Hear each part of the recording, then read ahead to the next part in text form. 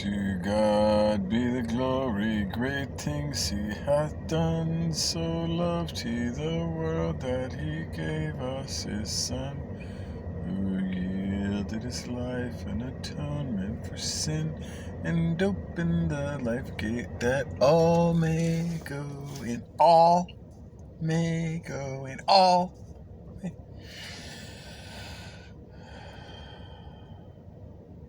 It's tribute day.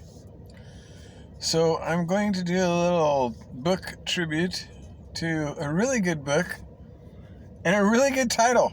I don't remember the book that well, but I did like the author. Some of his stuff was a little, well, I didn't agree with all of it, but most of it was pretty good.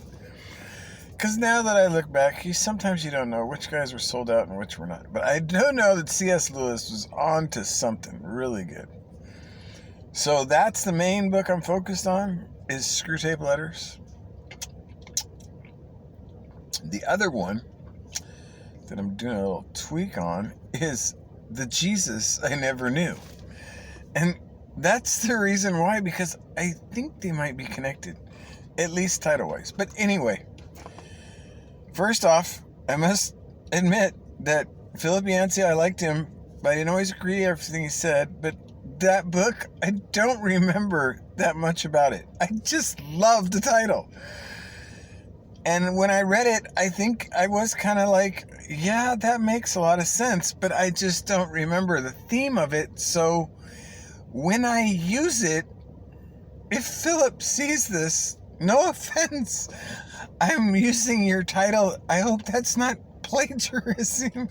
I'm just saying that was a beautiful title and I liked the book, but the way I'm using it might not line up with how you wrote the book, but I'm not trying to change your book. I'm just using that title, and it's similar to, I think, the idea you had when I read it, but it's been a few years, so I don't remember exactly what the book said, but I do remember the title because it was like, what the heck? That's a really wild thought. So once I got that thought, and then later, when I read Screwtape Letters quite a few times. I don't remember, probably at least 5 or 6, because it's a beauty.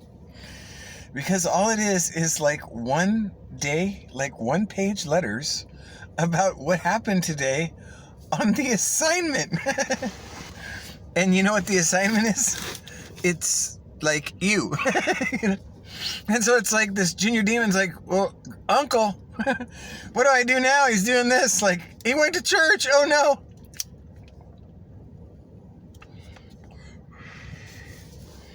So one of the best parts of that show, because like it's like a movie, because when you imagine these demons talking about people, it's just so much fun, because I literally was like laughing like half the book, because you can see like they're literally doing that whole 3D chess like cue game, like Trump, you know, like that's what always cracked me up about Trump. Is that everybody always like, you know, Trump's doing his 3D chess. And I'm like, he's playing it with his 13-year-old son?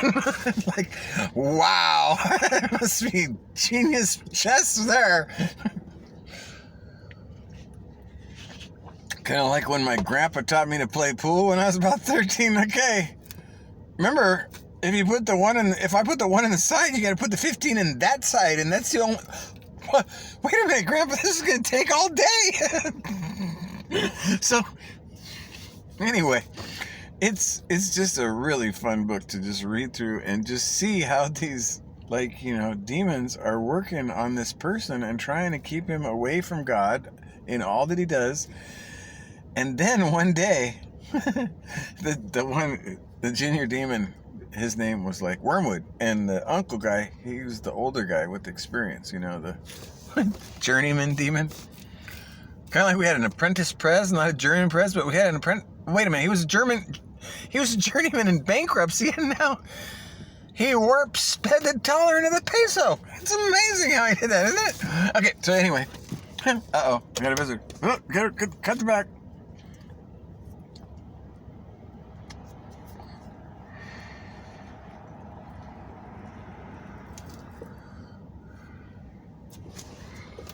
So anyway. Oh, what is hanging out and spying on me?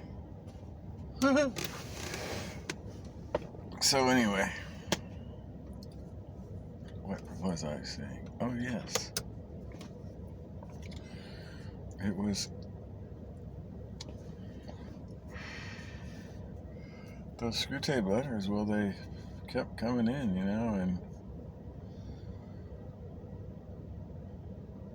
so the junior guy, he goes, "Oh man, I don't know what to do now, Uncle. It's over." He went to church and he got saved. So he's a Christian now. So I guess you can tell the higher ups that I'm in trouble now. I think they called him like the Great One, like Lucifer. or the light or something like that. It was really good. And so he was like, "Hey, we've lost, we're done, there's nothing we can do now, it's over." And he gets the uncle, writes him back, and he goes, "No worries, don't worry about a thing. You just need to, we use a lot of people that get like that. It's okay, don't worry about it. All you gotta do is just make him really bored when he prays and tell him how stupid it is. Nobody's listening. He's wasting his time. There's tons of other things he could do. Just whisper it to him all the time.